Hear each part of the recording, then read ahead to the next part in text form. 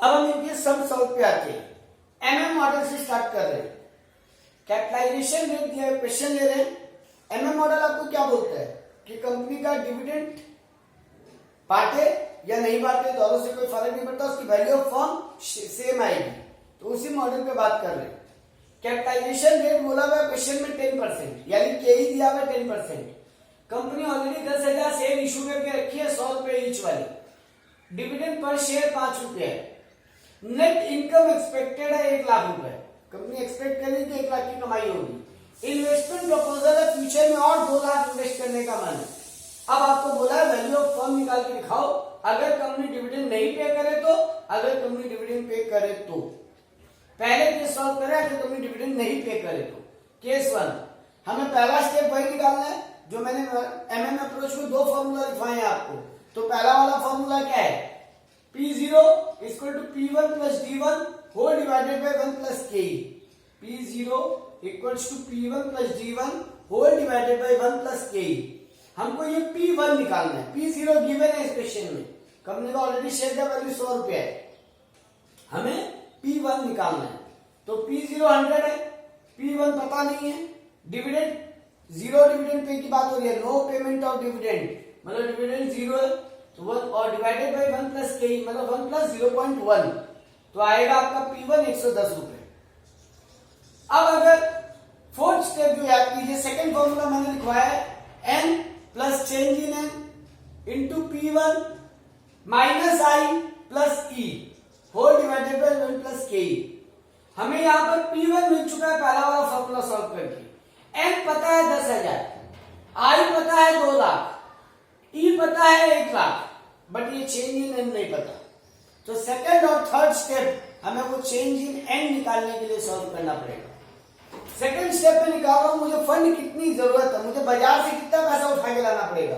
मेरी रिक्वायरमेंट है 2 लाख की नए प्रपोजल के लिए, मेरे पास अर्निंग है 1 लाख और मैं डिविडेंड के रूप में कुछ नहीं बांट रहा, मतलब मेरे पास 1 लाख रुपए है घर में, मुझे 1 ही लाख कहीं और से जुगाड़ के लाना है। तो सेकंड स्टेप यही था, फंड रिक्वायर्ड, मैंने निकाल दिया 1 लाख रुपए की जरूरत है। अब नंबर ऑफ शेयर कितने इशू करूंगी 1 लाख रुपए अरेंज करने के लिए, तो ये जो फंड रिक्वायर्ड आया डिवाइडेड बाय P1 कर दीजिए, मतलब 1 लाख डिवाइडेड बाय 110, मतलब 909 शेयर 909 शेयर में अगर इशू कर दूं तो मेरा काम हो जाएगा। अब मैं इन सब डेटा को इस फॉर्मूला में पुट कर दे रहा हूं। मेरे पास वैल्यू ऑफ द फर्म, मेरे पास वैल्यू ऑफ द फर्म निकालने का फॉर्मूला क्या है, n यानी 10,000, change in n 909 into P1 जो 110 आया हुआ है, minus net investment required 2 lakh minus earning 1 lakh whole divided by 1.1, solve होकर आएगा 9,99,990 रुपीज, मतलब अप्रोक्स 10 लाख रुपए मुझे मेरी वैल्यू ऑफ फर्म निकल कर आ रही है। अब उल्टा सॉल्व करते हैं, अगर कंपनी पूरा का पूरा डिविडेंड बांट दे तो क्या होगा, अगर कंपनी डिविडेंड बांट देती है तब क्या होगा। सेम स्टेपिंग्स फॉलो करनी है हमें। पहला स्टेप वही P1 निकालना है इस फॉर्मूला की मदद से। तो P0 100 है, P1 पता नहीं है, इस बार D1 0 नहीं होगा, इस बार D1 हो जाएगा 5 रुपए, तो D1 हो गया 5 रुपए होल डिवाइडेड बाय 1.1, तो मेरी P1 आएगी 105 रुपए, मतलब कंपनी का मार्केट प्राइस शेयर एक्सपेक्टेड है 105 रुपए। अब वही फंड रिक्वायर्ड, मुझे जरूरत है 2 लाख की, मेरे पास ऑलरेडी कितना है, इस बार 1 लाख पूरा नहीं है क्योंकि 50,000 तो मैं डिविडेंड बांट दे रहा हूं, 10,000 शेयर इंटू 5 रुपए पर शेयर, मतलब 50,000 रुपए तो मेरी डिविडेंड निकल जा रही है।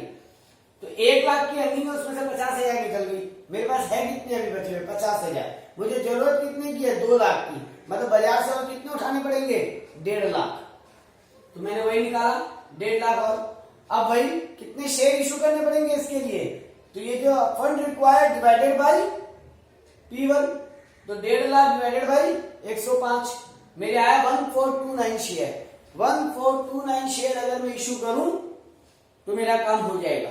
बस अब मैं दोबारा वैल्यू ऑफ द फर्म के फॉर्मूला में पुट कर दे रहा हूं। 10,000 n है, चेंज इन n है 1429, मार्केट प्राइस है 105 रुपए, माइनस 2 लाख है मेरी आई और ई है 1 lakh whole divided by 1.1, solve करूंगा तो आएगा 10,40,000 रुपए। मतलब अप्रोक्स 10 लाख रुपए ही मेरी वैल्यू ऑफ फर्म आ रही है। तो ये साबित होता है एमएम अप्रोच से कि डिविडेंड रेलेवेंट नहीं है। डिविडेंड दो या मत दो, बिजनेस की वैल्यू उतनी ही रह रही है।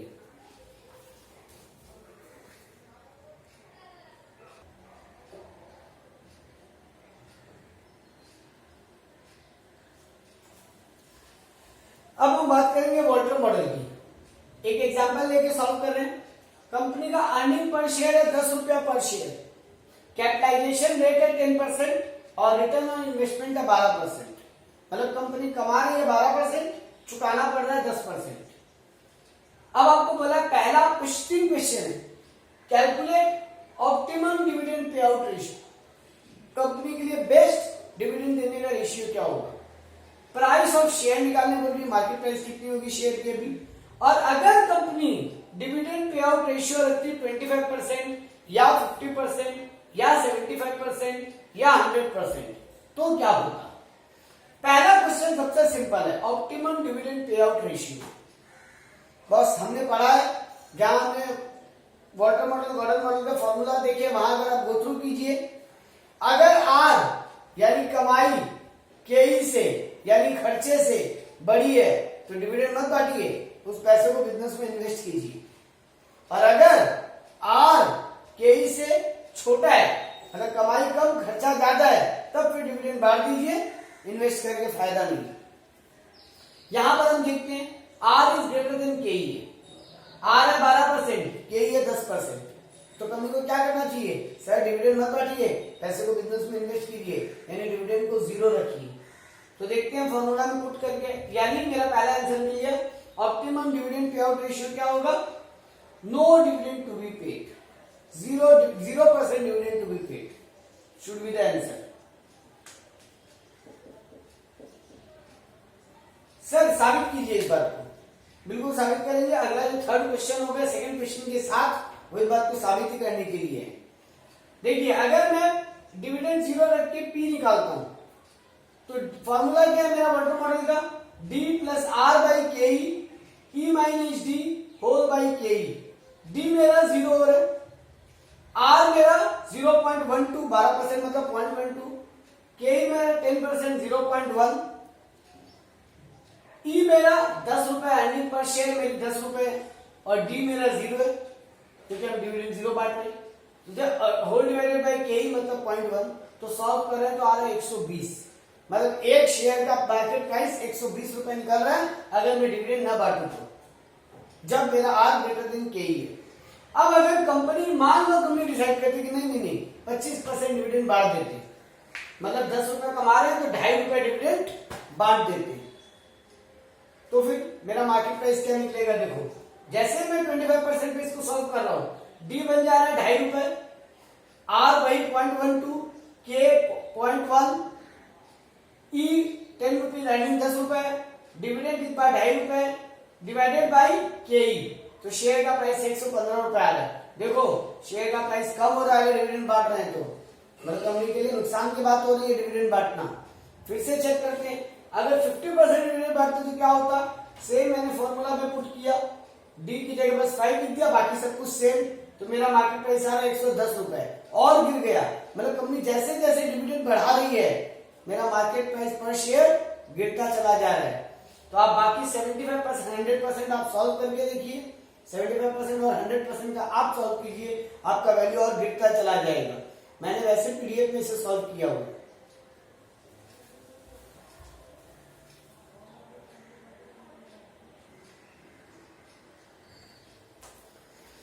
अब आते हैं गॉर्डन मॉडल पे।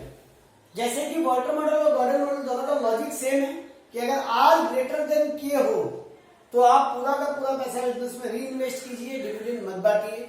और लेकिन अगर के ग्रेटर देन आर हो तो फिर डिविडेंड बांट दीजिए, कुछ भी रिटेन मत कीजिए। तो यहाँ एक एग्जांपल है, कंपनी का नेट प्रॉफिट है 30 लाख का, कंपनी का 12% प्रेफरेंस शेयर इशू किया है 100 लाख का, नंबर ऑफ इक्विटी शेयर है 3 लाख, रिटर्न ऑन इन्वेस्टमेंट है 20% और के ई है 16%। मतलब कंपनी का खर्चा हो रहा है 16% और कमा रहा है 20%। तो डिसीजन क्या होना चाहिए? सर कंपनी को पूरा का पूरा पैसा रिटेन कर लेना चाहिए, डिविडेंड नहीं बांटना चाहिए। यहां पर हमको गॉर्डन मॉडल का फॉर्मूला क्या है? Price equals to E into 1 minus B whole divided by K E minus B are. हमको यहाँ पे ई चाहिए, इस क्वेश्चन में ई गायब है, अर्निंग गायब है। नेट प्रॉफिट 30 लाख दिया लेकिन अर्निंग पर शेयर नहीं है, वो नेट प्रॉफिट है। पैट है, पैट में से अगर हम प्रेफरेंस डिविडेंड मतलब 100 लाख का 12% यानी 12 लाख माइनस करें 30 लाख माइनस 12 लाख तो हमारा पाफेश आ जाएगा 18 लाख, जिसको 3 लाख शेयर से डिवाइड करें तो 6 रुपया पर शेयर हमारी ईपीएस आ जाएगी। यानी यहां पर ईपीएस कैसे कैलकुलेट हुई?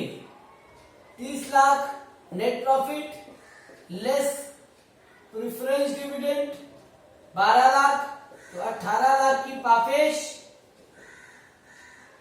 डिवाइडेड बाई 3 लाख शेयर तो आया 6 रुपीज पर शेयर मेरा ईपीएस। बस देखिए 3 केस बोला, अगर डिविडेंड पे आउट रेशियो 25% हो तो पी निकालिए, 50% हो तो पी निकालिए, 100% हो तो पी निकालिए। लेकिन हिसाब से करने को तो डिविडेंड बांटना ही नहीं चाहिए क्योंकि मेरा आर ग्रेटर देन के ही है। 0% डिविडेंड पे आउट रेशियो होता तो सही होता, वो आप खुद सॉल्व करके देखिएगा। हम 25, 50 और 100 को सॉल्व कर रहे हैं। देखिए 25% में क्या हो रहा है? ई मेरा 6 रुपया, 1 माइनस बी मतलब रिटेंशन रेशियो। तो अगर मैं 25% डिविडेंड बांट रहा हूं तो रिटेन कितना कर रहा हूं? 75%। तो 1 माइनस 0.75, के मेरा 0.6, बी इंटू आर, बी मेरा 0.75 है, आर क्वेश्चन में गिवन है 0.2। सॉल्व कर रहा हूं 150 रुपया आ रहा है। मतलब अगर मैं 25% डिविडेंड बांटता हूं तो मेरे एक शेयर की प्राइस 150 रुपया आ रही है। जैसे मैंने इसे 25 से 50 किया, देखिए एक शेयर की वैल्यू 50 रुपया हो जाएगी। और जैसे पूरा का पूरा डिविडेंड बांटा, एक शेयर की वैल्यू 37 रुपीज 50 पैसा। मतलब जैसे जैसे डिविडेंड पे आउट बढ़ रहा है मेरा वैल्यू पर शेयर गिरता जा रहा है। क्यों? क्योंकि कंपनी का आर ग्रेटर देन के है, कंपनी को तो डिविडेंड बांटना ही नहीं चाहिए था। आप 0 पे कैलकुलेट कीजिएगा, अगर मेरा 0 होता डिविडेंड पे आउट रेशियो तो मेरा आंसर देखिएगा 150 से ज्यादा आता। मतलब आपका आंसर होता कि कंपनी को डिविडेंड नहीं बांटना चाहिए। तो ये है, ये 3 मॉडल, इनके 3 सॉल्यूशंस, आप इनको गो थ्रू कीजिए, फिर आपके पास जो होगा उससे सम सॉल्व कीजिए।